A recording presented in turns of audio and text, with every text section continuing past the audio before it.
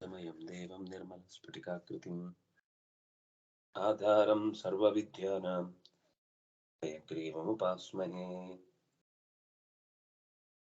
ब्रह्मस्वरूपा परमा ज्योतिरूपा सनातनी सर्वविद्याधिदेवी या तस्यै वाचे नमो नमः।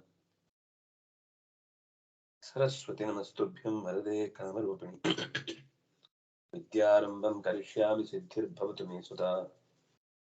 अतः पूर्णं जगत्प्राणान् संस्कृतं संस्कृतिं गुरुं कृषिकं सैनिकं गाञ्च वन्दे भारतमातरम्। नमस्ते सुसुतां। हरिः ओम्।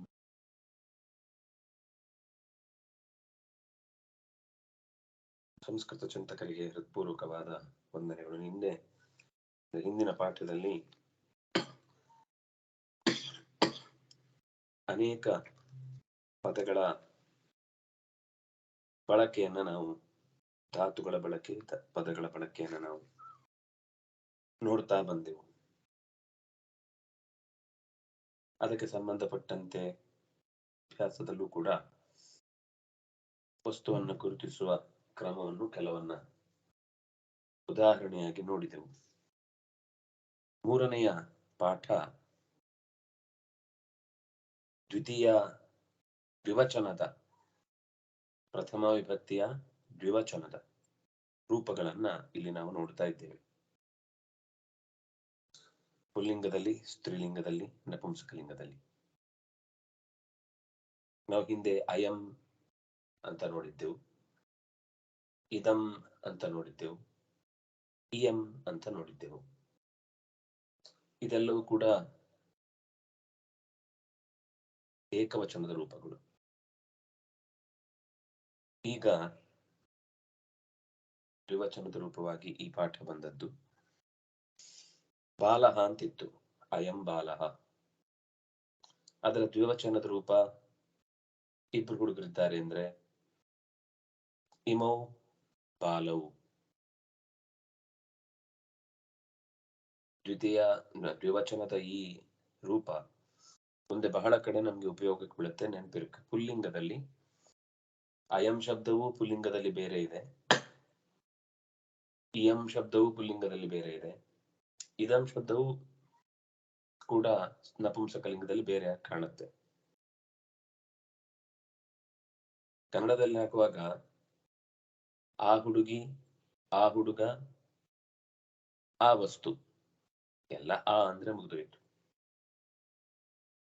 ಆ ಹುಡುಗನನ್ನು, ಆ ಹುಡುಗಿಯನ್ನು, ಆ ನಾಯಿಯನ್ನು. ದ್ವಿವಚನವು ಆ ಇಬ್ಬರು ಹುಡುಗರು, ಆ ಇಬ್ಬರು ಹುಡುಗಿಯರು, ಆ ಎರಡು ವಸ್ತುಗಳು. ಹೀಗೆ ಕನ್ನಡದಲ್ಲಾಗುವಾಗ ಆ ಅನ್ನುವ ಸ್ಥಾನವನ್ನು ನಾವು ಸಲೀಸಾಗಿ ಉಪಯೋಗಿಸುವ ಹಾಗೆ ಇಲ್ಲಿ ಆ ಅನ್ನುವುದನ್ನು ಕೂಡ ವಿಭಕ್ತಿಯಿಂದ ಕೂಡಿಕೊಂಡೇ ನಿರೂಪಣೆ ಮಾಡಿದ್ದು ಇಲ್ಲಿಯ ಕಲಿಕೆಯಲ್ಲಿ ನಾವು ಗಮನ ಹರಿಸಬೇಕಾದ ಹೆಚ್ಚಿನ ಅಂಶ, ವಿಶೇಷಾಂಶ. ಇದು ಯಾಕೆ ಅನ್ನೋದು ನಮ್ಗೆ ಈಗ ಗೊತ್ತಾಗುದಿಲ್ಲ. ಭಾಷೆಯನ್ನ ಇನ್ನಷ್ಟು ಚೆನ್ನಾಗಿ ಅಭ್ಯಾಸ ಮಾಡಿದಾಗ ಗೊತ್ತಾಗುತ್ತಿದೆ ಯಾಕೆ ಬೇಕಿತ್ತು ಅಂತ. ಹಾಗಾಗಿ ಇಮೌ ಬಾಲವು, ತೌ ಬಾಲವು, ತೌ ದೇವವು, ಇಬ್ಬರು ದೇವತೆಗಳನ್ನ ಕುರಿತು ಅಲ್ಲಿ ತತು ಶಬ್ದದಿಂದ ಸಹ ಅನ್ನುವ ಪುಲ್ಲಿಂಗದ ರೂಪಕ್ಕೆ ಸಹ ತೌತೆ ಅಂತ ನಾವು ನೋಡಿದ್ವಿ. ಕೌಕೆ ಪ್ರಶ್ನೆಗೆ. ಅದೇ ರೀತಿ ಅಯಂ ಇಮೌ ಇಮೆ. ಹೀಗೆ ಪುಲ್ಲಿಂಗದ ರೂಪಗಳ ವ್ಯತ್ಯಾಸವನ್ನು ಹಿಂದಿನಿಂದ ನಾವು ನೆನ್ಪಿಟ್ಕೊಂಡು ಬರ್ಬೇಕು. ಇಮೆ ಫಲೆ, ಇಮೆ ಬಾಲೆ, ತೇ ಲತೆ, ತೇ ಪಾತ್ರೆ, ತೇ ಲತೆ.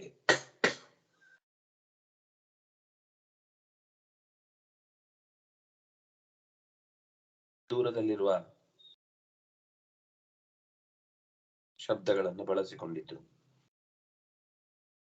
ಇನ್ನು ವಾಕ್ಯದಲ್ಲಿ ನೋಡ್ತಾ ಹೋಗೋಣ. ಇದು ವಸ್ತುವಿನ ಪರಿಚಯವನ್ನು ಮಾಡ್ಲಿಕ್ಕೆ ಆಗುವಾಗ ಇದರಲ್ಲಿ ಬಿಡಿಸಿ ಹೇಳ್ಬೇಕಾದ್ದೇನಿಲ್ಲ, ಆದ್ರಿಂದ ನಾನು ಮತ್ತೇನು ಹೇಳಲಿಕ್ಕೆ ಹೋಗ್ಲಿಲ್ಲ.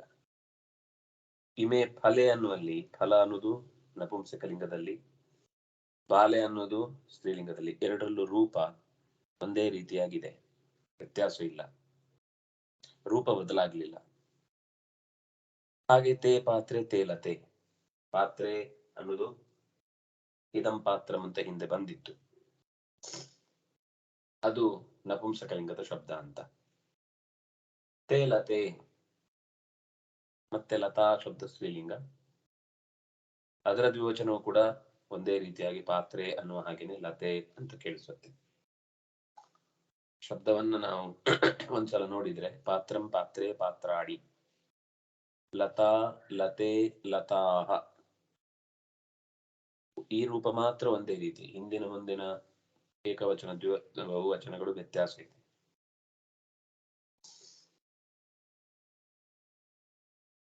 ಇನ್ನು ಕ್ರಿಯಾಪದಗಳಲ್ಲಿ ಬರಬಹುದಾದ ಸಂಖ್ಯಾ ವ್ಯತ್ಯಾಸವನ್ನ, ವಚನ ವ್ಯತ್ಯಾಸವನ್ನ ನಾವು ನೋಡ್ತೇವೆ ಈಗ ಮುಂದೆ. ಹಿಂದೆ ಪಠತಿ ಗಚ್ಚತಿ ಅಂತ ನೋಡಿದ್ದೆವು. ಈಗ ಅದೇ ಧಾತುಗಳ ಪ್ರಥಮ ಪುರುಷದ ವಿವಚನ ರೂಪವನ್ನ ನೋಡ್ತಾ ಇದ್ದೀವಿ. ಬಾಲವು ಅಲ್ಲಿ ಚಿತ್ರದಲ್ಲಿ ನೋಡಿ, ಒಂದ್ ಡೌಟ್ ಇತ್ತು. ಎರಡು ಮಕ್ಕಳು ಓದ್ತಾ ಇದ್ದಾರೆ, ಹುಡುಗರು. ಆಗ ಬಾಲವು, ಪಠತಿ ಅಂದ್ರೆ ಒಬ್ಬ, ಪಠತಃ ಅಂದ್ರೆ ಇಬ್ರು. ಬಾಲವು ಪಠತಃ, ಫಲೆ ಹಿಂದೆ ಬಂತು ನಪುಂಸಕಲಿಂಗ, ಬೀಳ್ತಾ ಇದೆ ಅಂತ.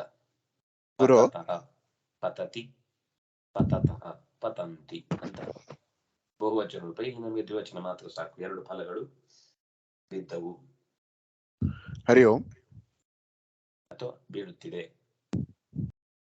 ಅದು ವರ್ತಮಾನಾರ್ಥಕವಾದದ್ರಿಂದ ಫಲವು ಪತತಃ, ಫಲಗಳು ಬೀಳುತ್ತಿವೆ.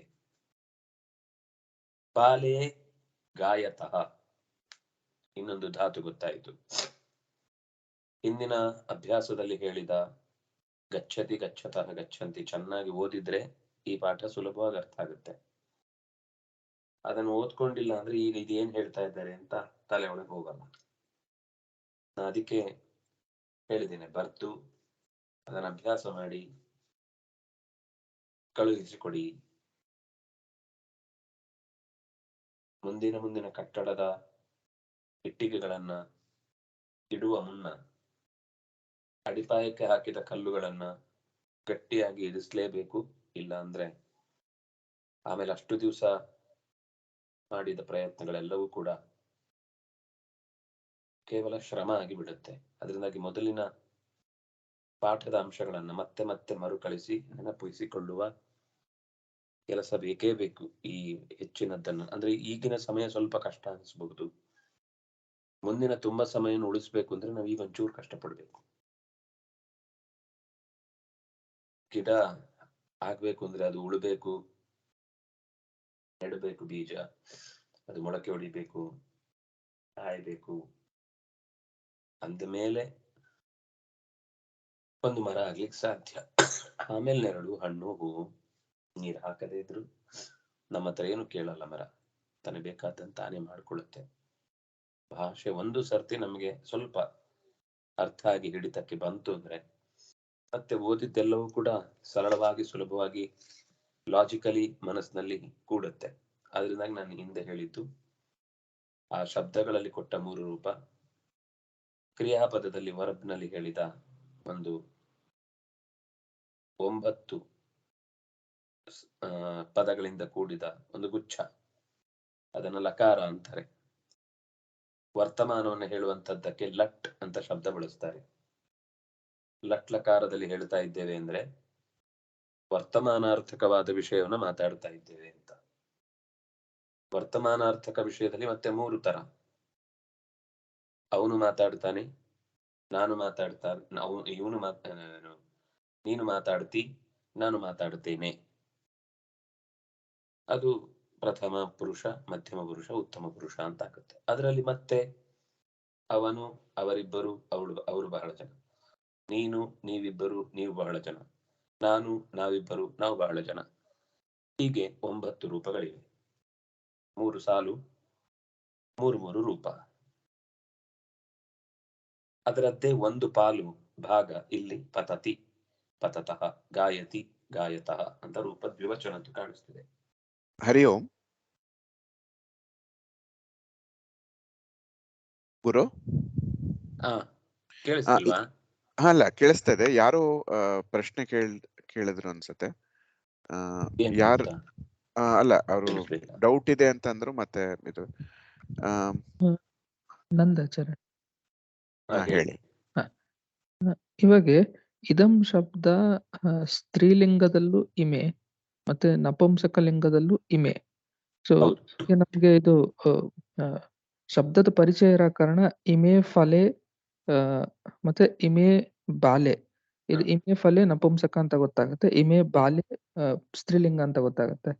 ಅಥವಾ ಇದು ಬಾಲೆ ಫಲ ಎರಡು ಒಂದೇ ರೀತಿ ಇರೋ ಕಾರಣ ಸೊ ಮುಂದೆ ಬೇರೆ ಪದ ಇದು ಸ್ತ್ರೀಲಿಂಗ, ಇದು ನಪುಂಸಕಲಿಂಗ ಅಂತ ಹೆಂಗ್ ಗೊತ್ತಾಗುತ್ತೆ ಸರಿ? ಅದೇ, ಈಗ ಅದರ ಉಳಿದ ರೂಪಗಳನ್ನು ನಾವು ನೆನಪಿಸ್ಕೊಳ್ಬೇಕಾಗ, ಈಗ ಅದರ ಬಾಲೆ ಅನ್ನುವ ಶಬ್ದದ ಪೂರ್ವ ರೂಪ ಏನು? ಏಕವಚನದಲ್ಲಿ ಬಾಲ. ಆಗ ತಕ್ಷಣ ಗೊತ್ತಾಗುತ್ತೆ ಇದು ಸ್ತ್ರೀಲಿಂಗ. ಹಾಗೇನೆ ಫಲೆ ಅನ್ನೋದರ ಮೊದಲಿನ ರೂಪ ಏನು? ಫಲಂ. ಆಗ ನಪುಂಸಕಲಿಂಗ ಅಂತ ಗೊತ್ತಾಗುತ್ತೆ. ಅಂದ್ರೆ ನಾವು ಮನಸ್ಸಿನಲ್ಲಿ ಕ್ಯಾಲ್ಕುಲೇಟ್ ಮಾಡ್ಕೊಂಡು ಹೋಗ್ತಾ ಇರ್ಬೇಕಂದ್ರೆ ಇದು ಅಭ್ಯಾಸ ಆಗಿ ಗೊತ್ತಾಗ್ಬೇಕು. ಅದು ಒಂದೇ ಸರ್ತಿಗೆ ಶುರುವಿಗೆನೆ ಅದರಲ್ಲೇ ಎಲ್ಲ ಕ್ಲೂ ಇರಲ್ಲ. ನಾವು ಅದಕ್ಕೆ ನಾನು ಹೇಳಿದ ಅದರ ಹಿಂದಿನ ಮುಂದಿನ ಎಲ್ಲ ಶಬ್ದಗಳು ಎಲ್ಲ ಕಾಲದಲ್ಲೂ ಅದರ ರೂಪಗಳ ಬಗ್ಗೆ ತಕ್ಷಣ ನೆನಪಾದ್ರೆ, ಈಗ ಷಷ್ಠಿಯಿಂದ ಅದು ಹೇಗ್ ಬರುತ್ತೆ ಅನ್ನೋ ನಮ್ಮ ತಲೆಯಲ್ಲಿ ರೂಪ ನೆನ್ಪುಳಿದ್ರೆ ಅವಾಗ ಅದು ಯಾವ ಲಿಂಗದಲ್ಲಿ ಬರುತ್ತೆ ಅನ್ನೋದನ್ನ ಕೂಡ್ಲೆ ಊಹಿಸ್ಲಿಕ್ಕೆ ಆಗುತ್ತೆ.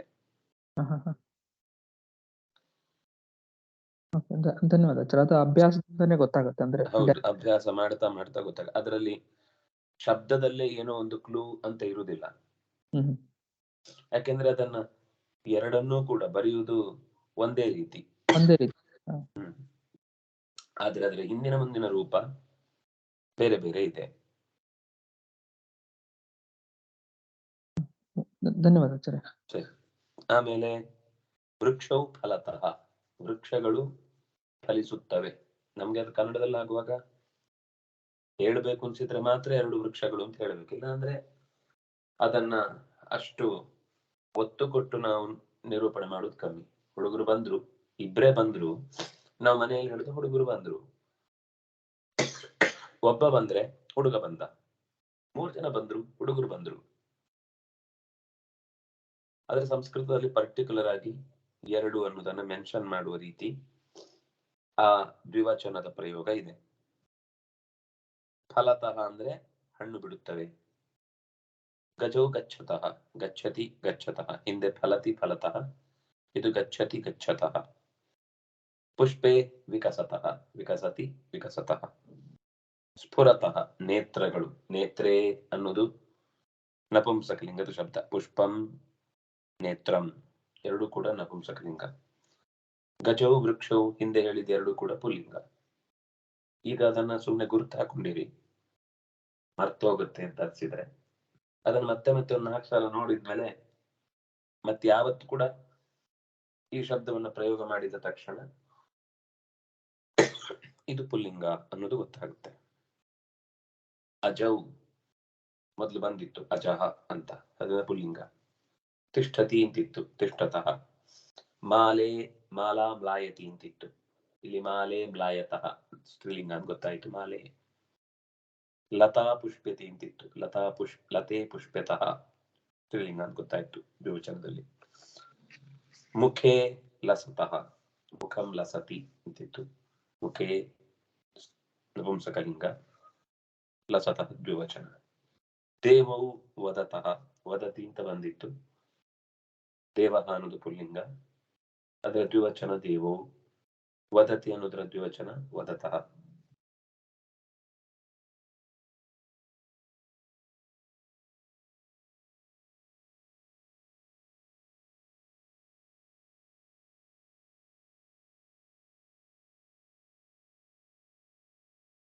ಇದರ ಅಭ್ಯಾಸದಲ್ಲಿ ಇದೇ ಹಿಂದೆ ಮೊದಲ ಪುಟದಲ್ಲಿ ಕೊಟ್ಟ ಪದಗಳಿಗೆ ಪ್ರಶ್ನೆಗಳಾಗಿ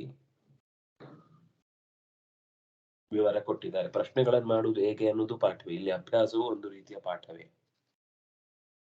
ಕೇಳಿಸ್ತಿಲ್ವಾ? ಕೇಳಿಸ್ತಾ ಇದೆ ಗುರು. ಕೌತೌ, ಅಲ್ಲಿ ತೌ ಅನ್ನುವ ಶಬ್ದದಲ್ಲಿ ದೇವೌ ಅಂತಿದೆ. ಹಾಗಾಗಿ ತೌ ದೇವೌ. ಕೇತೆ, ಈ ಪ್ರಶ್ನೆಗೆ ಇನ್ನೂ ಉತ್ತರ ವಸ್ತುತಃ ಮೊದಲನೇ ಸಾಲಲ್ಲೇ ಇದೆ. ಅಂದ್ರೆ ಇದನ್ನು ಸ್ವಲ್ಪ ಕನ್ಫ್ಯೂಸ್ ಮಾಡ್ಕೊಳ್ಳೋ ಅವಕಾಶ ಇದೆ. ಆದ್ರೆ ಈ ಪಾಠದೇ ವಿಷಯ ಆದ್ರಿಂದಾಗಿ ಇಲ್ಲೇ ಬಂದಂತೆ ತೇ ಪಾತ್ರೆ ಅಥವಾ ತೇ ಲತೆ ಎರಡೂ ಉತ್ತರ ಆಗುತ್ತೆ ಇದಕ್ಕೆ. ಯಾಕಂದ್ರೆ ಎರಡರಲ್ಲೂ ಒಂದೇ ತರದ ರೂಪಗಳಿವೆ ಅನ್ನುವ ಕಾರಣಕ್ಕೆ ಪ್ರಶ್ನೆಯೂ ಅದೇ ತರ ಇರುತ್ತೆ, ಉತ್ತರವೂ ಅದೇ ತರ ಬರುತ್ತೆ. ತೇ ಅನ್ನೋದು ಕಾಮನ್ ಆದ್ರಿಂದ, ಕೆ ಅನ್ನುವ ಸ್ತ್ರೀಲಿಂಗದ ರೂಪವು ನಪುಂಸಕಲಿಂಗದ ರೂಪವು ಒಂದೇ ರೀತಿ ಆದ್ರಿಂದ ಪಾತ್ರೆ ಅನ್ನೋದಕ್ಕೂ ಆಗುತ್ತೆ, ಲತೆ ಅನ್ನೋದಕ್ಕೂ ಆಗುತ್ತೆ. ಆದ್ರೆ ಇಲ್ಲಿ ಅದು ಪಾಠದಲ್ಲಿ ಒಂದೊಂದು ವಾಕ್ಯದಿಂದ ಮತ್ತೊಂದು ವಾಕ್ಯಕ್ಕೆ ಸಂಬಂಧ ಇಲ್ಲ. ಆದ್ರಿಂದಾಗಿ ನಮ್ಗೆ ಏನು ಅಂತ ನಿಗದಿ ಮಾಡಿ ಹೇಳುವುದು ಕಷ್ಟ. ಆದ್ರೆ ಮುಂದೆ ಪಾಠದಲ್ಲಿ ಬಂದಾಗ ಗೊತ್ತಾಗುತ್ತೆ ಅಲ್ಲಿ ಏನನ್ನು ಕೇಳ್ತಿದ್ದಾರಂತ. ಯಾಕಂದ್ರೆ ಅಲ್ಲಿ ಯಾವುದೋ ಒಂದು ಕೆಲಸ ಆಗಿರುವುದನ್ನ ಯಾವುದೋ ಒಂದು ವಿಷಯಕ್ಕೆ ಸರಿಯಾಗಿ ಜೋಡಿಸಿರ್ತಾರೆ. ಆಗ ಪ್ರಶ್ನೆಯೂ ಕೂಡ ಸ್ಪಷ್ಟ ಆಗುತ್ತೆ. ಕೌ ಫಲತಃ, ಇದೆಲ್ಲವನ್ನು ಕೂಡ ನಾನು ಈಗ ಇನ್ನು ಬಿಡಿಸಿ ಹೇಳ್ತಾ ಹೋಗುದಿಲ್ಲ. ಅದನ್ನ ಅಭ್ಯಾಸದಲ್ಲಿ ಬರಿಬೇಕು. ಒಂದು ನೋಟ್ಸ್ ಮಾಡಿಟ್ಕೊಂಡು ಅದನ್ನ ಆ ಪಾಠದ ಹೆಸರು ಬರೆದು ಒಂದ್ಸರ್ತಿ ಪಾಠವನ್ನು ಪೂರ್ತಿ ಬರ್ಕೊಂಡು ಮೇಲೆ ಪ್ರಶ್ನೆಯನ್ನು ಬರಿಬೇಕು, ಉತ್ತರವನ್ನು ಬರಿಬೇಕು. ಒಂದೇ ದಿವಸಕ್ಕೆ ಕಷ್ಟ ಆಗುತ್ತೆ ಅಂತ ನೀವು ಬಿಟ್ಟು ಬಿಡ್ಬೇಡಿ. ದಿವಸಕ್ಕೊಂದು 5 ಸಾಲು ಬರೆಯುವುದು ಅಂತ ಇಟ್ಕೊಳ್ಳಿ, ಅಥವಾ 2 ಸಾಲು ಬರೆಯುವುದು ಅಂತ ಇಟ್ಕೊಳ್ಳಿ. 2 ದಿವಸದ ಪಾಠವನ್ನ 7 ದಿವಸಕ್ಕೆ ಹಂಚ್ಕೊಂಡು ಯಾವ್ದಾವ್ ದಿವಸ ಏನೇನ್ ಬರಿಬೇಕು ಅಂತ ಡಿಸೈಡ್ ಮಾಡಿದ್ರೆ ಏನು ಕಷ್ಟದ ಸಂಗತಿ ಅಲ್ಲ. 10 ನಿಮಿಷದ ಕೆಲಸ ದಿನಕ್ಕೆ. ಅದನ್ನ ನೋಡ್ಕೊಂಡೇ ಬರೀರಿ. ಉತ್ತರ ಏನು ಬೈ ಹಾರ್ಟ್ ಮಾಡಿ ಬರಿಬೇಕು ಅಂತಿಲ್ಲ.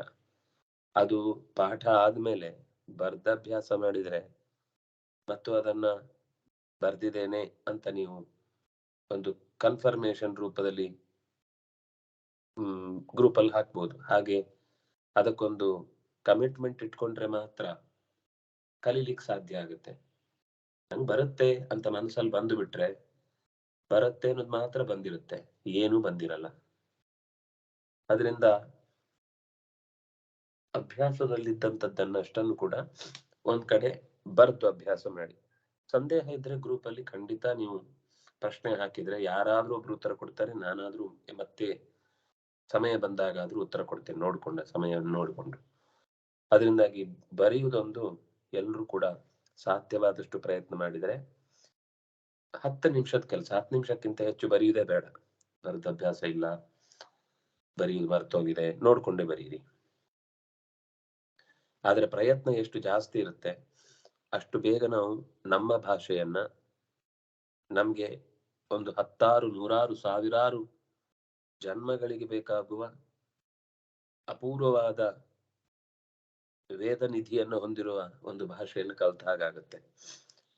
ನಾವು ಬರೀ ಸಂಸ್ಕೃತದ ಶಬ್ದ ಕಲ್ತ್ರೇನೆ ವೇದದ ಎಷ್ಟೋ ಸಂಗತಿಗಳು ನಮ್ಗೆ ಆ ಪದದಿಂದಲೇ ಗೊತ್ತಾಗುತ್ತೆ. ನಾವು ಪ್ರತ್ಯೇಕ ವೇದ ಓದಿ ತಿಳ್ಕೊಳ್ಳೋಕ್ಕಿಂತ ಪೂರ್ವದಲ್ಲೇ ಭಾರತಾದಿ ರಾಮಾಯಣ ಭಾಗವತಾದಿ ಅಧ್ಯಯನಕ್ಕೆ ಬೇಕಾದ ಒಂದು ಪೀಠಿಕೆ ನಮ್ಗೆ ಸಿಗುತ್ತೆ. ಕಲಿಯೋದರ ಉದ್ದೇಶ ಏನು? ಸಂಸ್ಕೃತ ಏನೋ ನಿಧಿ ಸಿಗುತ್ತೆ ಅಂತಲ್ಲ ತಾನೆ. ನಿಧಿ ಅಂದ್ರೆ ಜ್ಞಾನವೇ. ಜ್ಞಾನ ಸಿಗುವುದಕ್ಕೆ ಸಂಸ್ಕೃತದ ಪದ ಕಲ್ತ್ರೆ ಸಾಕಾಗುತ್ತೆ. ಏಕ ಶಬ್ದ ಸುಷ್ಟು ಪ್ರಯುಕ್ತ ಸ್ವರ್ಗೇ ಲೋಕೆ ಕಾಮಧುಗ್ಭವತಿ. ಸರಿಯಾದ ಒಂದು ಶಬ್ದವನ್ನ ತಪ್ಪಿಲ್ಲದಂತೆ ಒಳ್ಳೆಯ ಅರ್ಥದಲ್ಲಿ ನಾವು ಬಳಸುವುದನ್ನ ಅಭ್ಯಾಸ ಮಾಡಿದ್ರೆ ಸ್ವರ್ಗದ ಬಾಗಿಲು ಸದಾ ತೆಗ್ದಿರುತ್ತೆ ಅಂತ ಒಂದು ಶಬ್ದಕ್ಕೆ ಕೊಟ್ಟ ಮರ್ಯಾದೆ ಅದು. ಅಷ್ಟು ಅದಕ್ಕೆ ಫಲ ಇದೆ, ಬಲ ಇದೆ ಅಂತ. ಆ ಕಾರಣದಿಂದ ಅಭ್ಯಾಸ ಅನ್ನೋದು ಸ್ವಲ್ಪ ಆರಂಭದಲ್ಲಿ ಕಿರಿಕಿರಿ ಅನಿಸ್ಬೋದು, ಅದು ಅಭ್ಯಾಸ ಆದ್ಮೇಲೆ ಅದು ಹಿತ ಆಗ್ಲಿಕ್ಕೆ ಶುರುವಾಗುತ್ತೆ. ಯಾವಾಗ ಒಂದು ಶ್ಲೋಕ ಓದಿದಾಗ ನಮ್ಗೆ ಅರ್ಥ ಆಗುತ್ತೋ ಅವತ್ತು ಈ ಕಷ್ಟಪಟ್ಟದ್ರ ಸುಖ ಖಂಡಿತ ಇರುತ್ತೆ. ಕಷ್ಟಪಟ್ಟದ ಖಂಡಿತ ಫಲ ಇದ್ದೇ ಇದೆ. ಸುಮ್ನೆ ಗುಂಡಿ ತೋಡಿ ಮುಚ್ಚಿ ಅಂತ ಹೇಳಿದಿದ್ರೆ ಆ ಕಷ್ಟ ಪಡೋದು ಬೇಡ. ಗುಂಡಿ ತೋಡಿ ಒಂದು ಗಿಡ ನೆಟ್ಟು ಒಂದು ಹಣ್ಣು ಸಿಗತ್ತೆ ಅಂತ ಹೇಳುವ ಕಷ್ಟವನ್ನ ವಿಪದ ಸಂತುನ ಶಾಶ್ವತ ತತ್ರ ತತ್ರ ಜಗತ್ಪತೆ, ಒಳ್ಳೆಯದನ್ನ ಪಡಿಲಿಕ್ಕೆ ಸಾಧ್ಯವಾಗುವ ಕಷ್ಟಗಳು ಎಷ್ಟಾದ್ರೂ ಬರ್ಲಿ ಅನ್ನುವ ಬಯಕೆಯಿಂದ ಕುಂತಿ ನಿನ್ನ ನೋಡ್ಲಿಕ್ಕೆ ಕಾರಣ ಆಗುತ್ತೆ ಅಂತ ಆದ್ರೆ ಇಂಥ ಕಷ್ಟ 100 ಬರ್ಲಿ ಅಂತ ದೇವ್ರ ಹತ್ರ ಕೇಳ್ತಾಳೆ ಕೃಷ್ಣನ ಮುಂದೆ. ನಾವ್ ಅಷ್ಟೆಲ್ಲ ಕೇಳುದು ಬೇಡ, ಕೇಳುವ ಧೈರ್ಯ ಬರ್ಲಿ ಬೇಕಿದ್ರೆ, ಆದ್ರೆ ಅದಕ್ಕಿಂತ ಪೂರ್ವದಲ್ಲಿ ಸ್ವಲ್ಪ ಆದ್ರೂ ಕಷ್ಟಪಟ್ಟು ಗೊತ್ತಿರ್ಬೇಕು ಅನ್ನುವ ದೃಷ್ಟಿಯಿಂದ ಅಭ್ಯಾಸ ಇಷ್ಟ ಆಗಿದ್ರೆ ಕಷ್ಟ ಆಗುದಿಲ್ಲ, ಇಷ್ಟ ಇಲ್ಲದೆ ಹೋದ್ರೆ ಒಂದಕ್ಷರ ಬರೆಯುವುದು ಕಷ್ಟ ಅನ್ಸುತ್ತೆ. ಮುಂದೆ ಇದಂ ಶಬ್ದವನ್ನ ಅಲ್ಲಿ ತೋರಿಸ್ತಾ ಇದ್ದಾರೆ. ಅವ 2ನೇ ಮುಖ್ಯ ಪ್ರಶ್ನೆಯ ವಾಕ್ಯವನ್ನು ಓದ್ತೇನೆ. ಇದಂ ತತ್ ಶಬ್ದಯೋ ರೂಪೈಹಿ ವಾಕ್ಯಾನಿ ಪೂರಯತ. ಇದಂ ಮತ್ತು ತತ್ ಈ 2 ಶಬ್ದಗಳನ್ನ ಮನಸ್ಸಿನಲ್ಲಿಟ್ಟುಕೊಂಡು ಅದಕ್ಕೆ ಸಂಬಂಧಪಟ್ಟ ರೂಪಗಳನ್ನ ಇಲ್ಲಿ ಜೋಡಿಸಿ ಅಂತಿದೆ. ಎಲ್ಲ ಸುಲಭದ್ದೇ, ಆದ್ರೂ ನಾನು ಅದರ ಶಬ್ದಗಳ ಅರ್ಥ ಹೇಳ್ತೇನೆ. ಅದರ ಬಿಟ್ಟ ಸ್ಥಳವನ್ನು ನೀವೇ ತುಂಬಬೇಕು. ಹಸ್ತಿ ಅಂತ ಇದೆ. ಹಸ್ತಿ ಅನ್ನೋದು ಪುಲ್ಲಿಂಗದ ಶಬ್ದ, ಪ್ರಥಮ ವಿಭಕ್ತಿಯಲ್ಲಿ ಏಕವಚನ ರೂಪ. ಕ್ಷಮಿಸಿ, ಏಕವಚನ ಅಲ್ಲ, ದ್ವಿವಚನ. ಹಸ್ತಿ ಅಂತ ಶಬ್ದ, ಹಸ್ತಿ ಅಂತ ದ್ವಿವಚನ.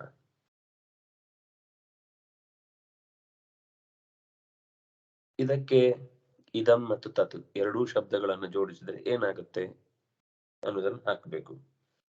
ಚರಣವು ಗೊತ್ತಿದೆ, ಕಾಲುಗಳು. ಹಸ್ತಿ ಅನ್ನೋದು 2 ಆನೆಗಳು.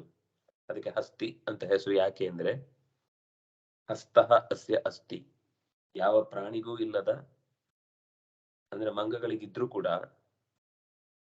ಅದು ಕೈ ಅಂತ ಸ್ಪಷ್ಟ ಕಾಣುತ್ತೆ, ಕೈ ತರನೇ ಇರುತ್ತೆ, ಆದ್ರೆ ಇದು ಕೈ ಅಂತ ಗೊತ್ತಾಗುದಿಲ್ಲ. ಆದ್ರೆ ಕೈಯಿಂದ ಮಾಡಬೇಕಾದ ಕೆಲಸವನ್ನೇ ಬಹಳ ನೀಟಾಗಿ ಹಿಡ್ಕೊಳ್ಳೋದಾಗ್ಲಿ, ಒತ್ತುದಾಗ್ಲಿ, ದೂಡುದಾಗ್ಲಿ, ಮುದ್ದೆ ಮಾಡುದಾಗ್ಲಿ, ಬಡಿಯುವುದಾಗ್ಲಿ ತನ್ನ ಸೊಂಡಿಲಿನಿಂದಲೇ ಮಾಡುತ್ತೆ. ಆದ್ರಿಂದ ಅದು ಕೈಯ ರೀತಿ ಉಪಯೋಗಿಸಿಕೊಳ್ಳುತ್ತೆ. ಆದ್ರಿಂದಾಗಿ ಹಸ್ತಿ ಅಂತ ಆನೆಗೆ ಹೆಸರು.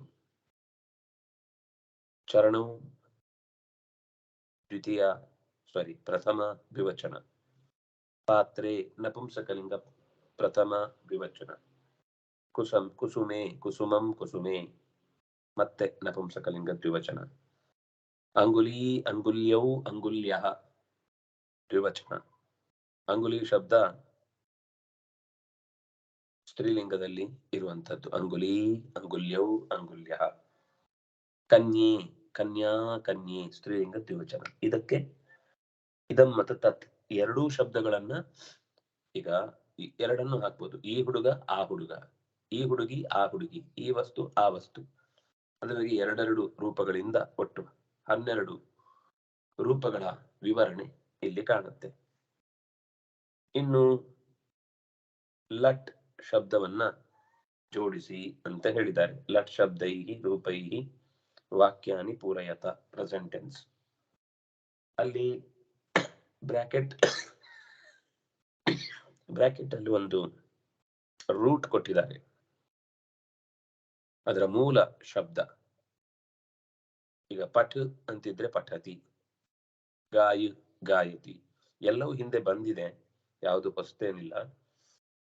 ಪತ್ ಪತತಿ, ಗಚ್ಚ ಗಚ್ಚತಿ, ನಮ ನಮತಿ, ನಮತಿ ಅಂದ್ರೆ ನಮಸ್ಕರಿಸುತ್ತಾನೆ. ಲಿಖ್ ಲೇಖನ ಬರೆಯುವುದು ಅಂತ, ಲಿಖತಿ. ನೃತ್ಯ ನೃತ್ಯತಿ ನರ್ತಿಸುತ್ತಾನೆ. ಪಶ್ಯ ಪಶ್ಯತಿ ಅಂದ್ರೆ ನೋಡುತ್ತಾನೆ. ಚಲ್ ಅಂದ್ರೆ ಚಲನೆ, ಚಲಿಸುತ್ತಾನೆ. ಸ್ಫುರು ಅಂದ್ರೆ ಅಲುಗಾಡುವುದು, ಒಂದು ರೀತಿ ಕಣ್ಣು ಅಲಗುವುದು ಅಂತ ಹೇಳ್ತೇವಲ್ಲ, ಅದು ಸ್ಫುರತಿ. ಇದರದ್ದೆಲ್ಲದರದ್ದು ಕೂಡ ದ್ವಿವಚನದ ರೂಪನೂ ಇದೆ, ಹಿಂದೆ ಪಾಠದಲ್ಲೂ ಬಂದಿದೆ, ಹಿಂದಿನ ಅಭ್ಯಾಸದಲ್ಲೂ ಅದರ ವಿವರಣೆ ಇದೆ. ಅದನ್ನು ನೋಡಿಕೊಂಡು ಈ ಇಡೀ ಪಾಠವನ್ನ ಮುಂದಿನ ಮಂಗಳವಾರಕ್ಕಾಗುವಾಗ ಪೂರ್ಣೆ ಮಾಡಿಕೊಂಡ್ರೆ ಅವಾಗ ಅದಕ್ಕಿಂತ ಮುಂದಿನ ಪಾಠದ ವಿಷಯದಲ್ಲಿ ನಾವು ಇನ್ನಷ್ಟು ಹೆಚ್ಚು ಪ್ರಯೋಗ ಮಾಡ್ಕೊಳ್ಳಿಕ್ಕೆ ಸುಲಭ ಆಗುತ್ತೆ. ಅಲ್ಲಿ ಇಮೌ, ಇಮೆ ಒಂದಿಷ್ಟು ಗ್ಲೋಸರಿ ಕೊಟ್ಟಿದ್ದಾರೆ, ಅದನ್ನೊಂದು ಸರ್ತಿ ನೋಡ್ಕೊಳ್ಳಿ. ಅಂದ್ರೆ ಆ ಶಬ್ದಗಳ ಬಗ್ಗೆ ಗೊತ್ತಿದ್ರೆ ಮುಂದೆ ನಮಗೆ ಆ ಪ್ರಯೋಗ ಮಾಡುವಾಗ ಅದು ಪುಲ್ಲಿಂಗನೋ ಸ್ತ್ರೀಲಿಂಗನೋ ನಪುಂಸಕಲಿಂಗನೋ ಕೊಟ್ಟಿದ್ದಾರೆ. ಅದಕ್ಕೆ ಅದು ಪುಲ್ಲಿಂಗ ಆದ್ರೆ ಎಂ ಅಂತ, ಸ್ತ್ರೀಲಿಂಗ ಆದ್ರೆ ಎಫ್ ಅಂತ. ಅದರ ವ್ಯತ್ಯಾಸವನ್ನು ನಾವು ಗಮನಿಸಿಕೊಳ್ಳಿಕ್ಕೆ ಸುಲಭ ಆಗುತ್ತೆ.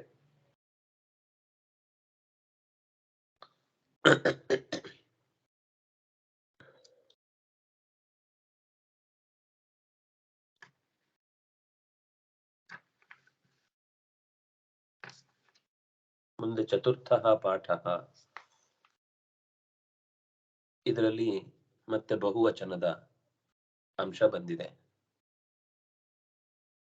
ಇಲ್ಲಿ ತನಕ ಏಕವಚನ ದ್ವಿವಚನದ ಅಂಶ ಬಂದಿತ್ತು, ಈಗ ಬಹುವಚನದ ಅಂಶ ಬಂದಿದೆ. ತುಂಬಾ ಚೆನ್ನಾಗಿದೆ ಈ ಪಾಠವು ಕೂಡ. ಚಿತ್ರದಲ್ಲಿ ಎರಡು ವಿಷಯಗಳನ್ನು ನಾವು ಕಾಣ್ತೇವೆ. ಒಂದು ಹಂಸಗಳಿವೆ, ಇನ್ನೊಂದು ಕಡೆ ಕಮಲಗಳಿವೆ. ಹಂಸಾಹ ಪದ್ಮಾನಿ ಅಂದ್ರೆ ಬಹುವಚನ ಹೇಗಿರುತ್ತೆ ಅನ್ನೋದನ್ನು ತೋರಿಸ್ಲಿಕ್ಕೋಸ್ಕರ ಆ ಚಿತ್ರ ಇದೆ. ಅಲ್ಲಿ ಮೂರೇ ಆಗ್ಬೇಕು ಅಂತಿಲ್ಲ. ಬಹುವಚನ ಅಂದ್ರೆ ಎರಡಾಯ್ತು, ಆಮೇಲೆ ಮೂರೇ ಇರ್ಬೇಕು ಅಂತಿಲ್ಲ. 3, 4, 10, 1000 ಅನಂತ ಲೆಕ್ಕ ಇಲ್ಲದಷ್ಟು ಎಲ್ಲವೂ ಕೂಡ ಒಂದೇ ರೀತಿ ಬಂದು ಹೋಗುತ್ತೆ. ಇಮೆ ಹಂಸಾಹ, ಹಿಂದೆ ಇಮೆ ಅನ್ನೋದನ್ನ ದ್ವಿವಚನದಲ್ಲಿ ನೋಡಿದ್ವಿ. ಈಗ ನಾವು ಬಹುವಚನದಲ್ಲಿ ನೋಡ್ತಾ ಇದ್ದೇವೆ. ಮತ್ತೆ ಕನ್ಫ್ಯೂಷನ್ ಆಗುವ ಸಾಧ್ಯತೆ ಇರುತ್ತೆ. ಆದ್ರೆ ಮುಂದೆ ಹಂಸಾಹ ಅಂತ ಬಹುವಚನ ಇರುವುದರಿಂದ ಇದು ದ್ವಿವಚನ ಅಲ್ಲ ಮತ್ತು ಸ್ತ್ರೀಲಿಂಗದ ಶಬ್ದ ಅಥವಾ ನಪುಂಸಕಲಿಂಗದ ಶಬ್ದ ಅಲ್ಲ ಅಂತ ಗೊತ್ತಾಯಿತು.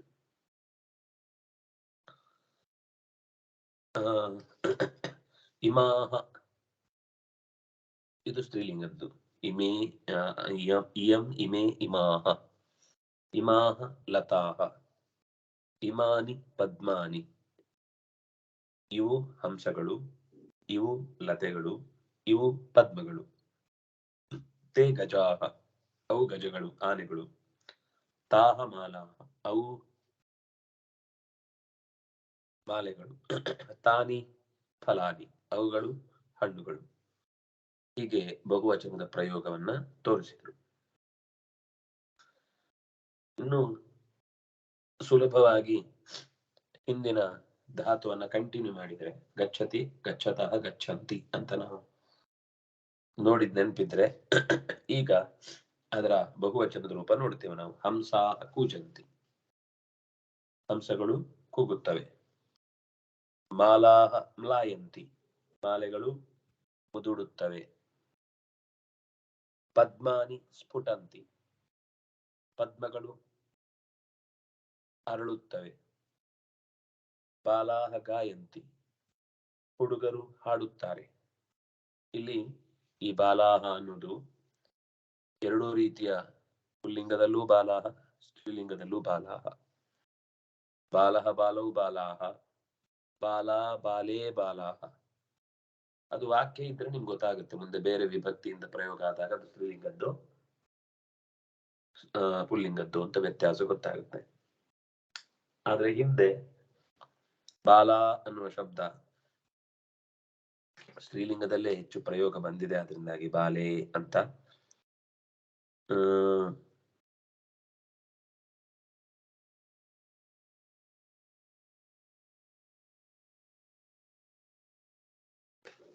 ಇದನ್ನ ಸ್ತ್ರೀಲಿಂಗದ್ದೇ ಇಟ್ಟುಕೊಂಡ್ರೆ ಸರಿ ಆಗುತ್ತೆ. ಬಾಲಾಹ ಗಾಯಂತಿ. ಯಾಕಂದ್ರೆ ಗಾಯಂತಿ ಸದ್ಯಕ್ಕೆ ಹಾಡುವುದು ಅನ್ನೋದು ಸಹಜವಾಗಿ ಪ್ರಾಕೃತಿಕವಾದ ಗುಣವಾಗಿ ಬಾಲಾಹ ಅನ್ನೋದನ್ನು ಸ್ತ್ರೀಲಿಂಗದಲ್ಲಿ ಇಟ್ಟುಕೊಂಡ್ರೆ, ಗಜಾಹ ಗಚ್ಚಂತಿ, ಆನೆಗಳು ಹೋಗುತ್ತವೆ. ಲತಾಹ ಪುಷ್ಪಂತಿ, ಹೂವುಗಳು ಅರಳುತ್ತವೆ. ಲತೆಗಳು ಹೂ ಬಿಡುತ್ತದೆ. ಪುಷ್ಪಂತಿ ಅಂದ್ರೆ ಹೂ ಬಿಡುವುದು. ಅಜಾಹ ತಿಷ್ಠಂತಿ, ಹಿಂದೆ ಅಜಾಹ ತಿಷ್ಠತಿ ಇತ್ತು, ಅದರ ತಿಷ್ಠಂತಿ ರೂಪ. ಪುಷ್ಪಾಣಿ ವಿಕಸಂತಿ, ಹೂಗಳು ಅರಳುತ್ತವೆ. ಫಲಾನಿ ಪತಂತಿ, ಹಣ್ಣುಗಳು ಬೀಳುತ್ತವೆ. ವೃಕ್ಷಾಹ ಫಲಂತಿ, ಮರಗಳು ಹಣ್ಣು ಬಿಡುತ್ತವೆ. ಮುಖಾನಿ ಲಸಂತಿ, ಮುಖಗಳು ಅರಳುತ್ತವೆ ಅಂದ್ರೆ ಹೊಳೆಯುತ್ತದೆ. ಬಾಲಾಹ ಪತಂತಿ, ಪಠಂತಿ, ಓದುತ್ತಾರೆ. ಹೆಣ್ಣಾದ್ರೂ ಸರಿ ಗಂಡಾದ್ರೂ ಸರಿ, ಎರಡಕ್ಕೂ ರೂಪ ಒಂದೇ ರೀತಿ, ಇಬ್ರು ಓದ್ತಾರೆ ಅಂತ ತಾತ್ಪರ್ಯ. ಇದು ಈಗ ಬಹುವಚನಕ್ಕೆ ಬಂದ ರೂಪ. ಅಂದ್ರೆ ನಾವು ಅದರದ್ದು ಈಗ ಸುಮ್ನೆ ಒಂದ್ಸರ್ತಿ ಹಿಂದಿಂದ ನೋಡುದಾದ್ರೆ, ಅಯಂ ಹಂಸಃ, ಇಮೌ ಹಂಸೌ, ಇಮೇ ಹಂಸಾಹ, ಇಲ್ಲಿಂದನೇ ಸುಮ್ನೆ ಅದನ್ನೇ ಒಂದು ರಿಪೀಟ್ ಮಾಡ್ಕೊಂಡು ಮನಸ್ಸಲ್ಲೇ ಹಿಂದಿದ್ದನ್ನ ನೆನ್ಪಿಟ್ಕೊಂಡ್ರೆ ಇದು ಸುಲಭ. ಇಯಂ ಲತಾ, ಇಮೇ ಲತೆ, ಇಮಾಹ ಲತಾಹ, ಇದಂ ಪದ್ಮಂ, ಇಮೇ ಪದ್ಮೆ, ಇಮಾನಿ ಪದ್ಮಾನಿ, ಸಹ ಗಜಃ, ತೌ ಗಜೌ, ತೇ ಗಜಾಹ, ಸಾ ಮಾಲಾ, ತೇ ಮಾಲೆ, ತಾಹ ಮಾಲಾಹ, ತತ್ ಫಲಂ, ತೇ ಫಲೆ, ತಾನಿ ಫಲಾನಿ. ಇದಿಷ್ಟು ಓದುವ ಅಭ್ಯಾಸಕ್ಕೆ ಸರಿಯಾಗಿ ನಮ್ಗೆ, ಅದಕ್ಕೋಸ್ಕರ ಒಂದ್ ಕಡೆ ಬರ್ಕೊಂಡ್ಬಿಟ್ರೆ ಆಯ್ತು ಈ ಉದಾಹರಣೆಗಳನ್ನ ಸರಿಯಾಗಿ. ಒಂದ್ಸರ್ತಿ ಅಭ್ಯಾಸ ಆದ್ರೆ ಮತ್ತೆ ಸುಲಭ ಆಗುತ್ತೆ. ಅಭ್ಯಾಸ ಆಗೋ ತನಕ ಎಲ್ಲವೂ ಕಷ್ಟ, ಆಮೇಲೆ ಎಲ್ಲವೂ ಕೋತಿ ವಿದ್ಯೆ ಆಗ್ಬಿಡುತ್ತೆ. ಹಂಸಃ ಕೂಜತಿ, ಹಂಸೌ ಕೂಜತಃ, ಹಂಸಾಹ ಕೂಜಂತಿ, ಮಾಲಾ ಮ್ಲಾಯತಿ, ಮಾಲೇ ಮ್ಲಾಯತಃ, ಮಾಲಾಹ ಮ್ಲಾಯಂತಿ. ಇದನ್ನ ನಾನು ಮತ್ತೆ ಅರ್ಥ ಹೇಳ್ತಾ ಇಲ್ಲ, ಯಾಕೆಂದ್ರೆ ನಿಮ್ಗೆ ಗೊತ್ತಾಗ್ತಾ ಇದೆ ಅನ್ನೋ ಕಾರಣಕ್ಕೆ. ಪದ್ಮಂ ಸ್ಫುಟತಿ, ಪದ್ಮವು ಅಂದ್ರೆ ಅದು ಸ್ಫುಟನ ಅನ್ನೋದು ಹೂವು ಅರಳುವಾಗ ಒಂದು ಶಬ್ದ ಆಗುತ್ತೆ ಆರಂಭದಲ್ಲಿ, ಅದು ಒತ್ಕೊಂಡಿರುತ್ತೆ. ನಮ್ಗೆ ಆ ಶಬ್ದ ಕೇಳಿಸೋದು ಕಮ್ಮಿ. ಅದು ಸ್ಫುಟವಾಗಿ ಪಟ್ ಅಂತ ಬಿಟ್ಟುಕೊಳ್ಳುವುದಾದ್ರಿಂದ ಅದು ನೀವು ಬಹಳ ಗಮನ ಇಟ್ಟು ಆ ಹೂವಿನ ಅರಳುವಿಕೆಯ ಪ್ರತಿ ಕ್ಷಣವನ್ನ ನೀವು ಗಮನಿಸಿದ್ರೆ ಹಾಗೊಂದು ಗುಣ ನಮಗೆ ಗೊತ್ತಾಗುತ್ತೆ ಹೂವಿನಲ್ಲಿರುವಂತದ್ದು. ಅದನ್ನ ಸ್ಫುಟ ಅನ್ನುವ ಶಬ್ದ ಹೇಳುತ್ತೆ.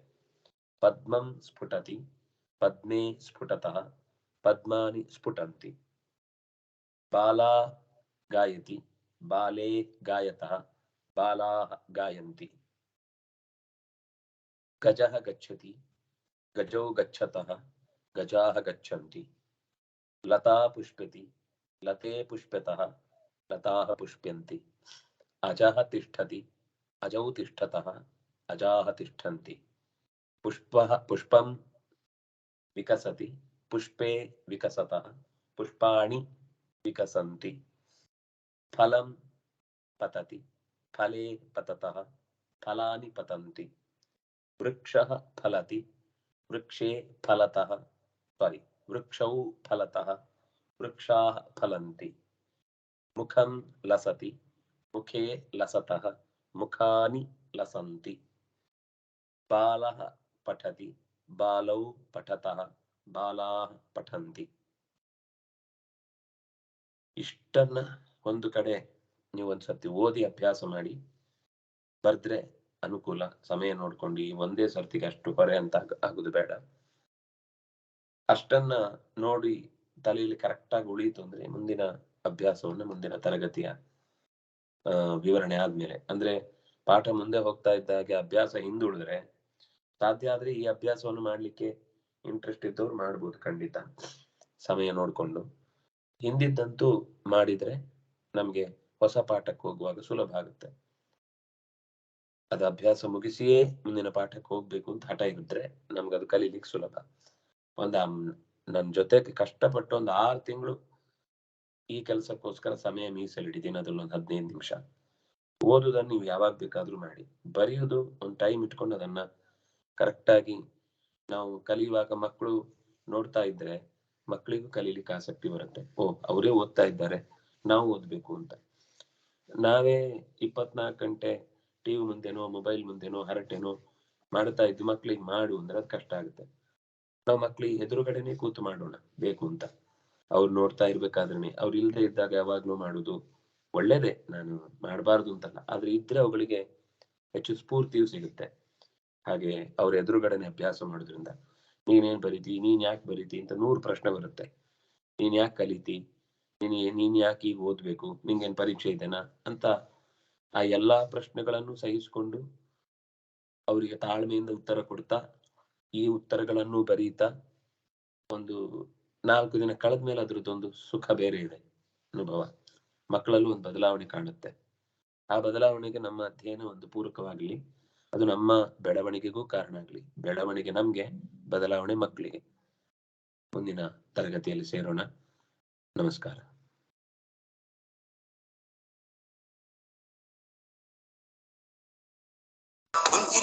ನಮಸ್ಕಾರ. ನಮಸ್ಕಾರ.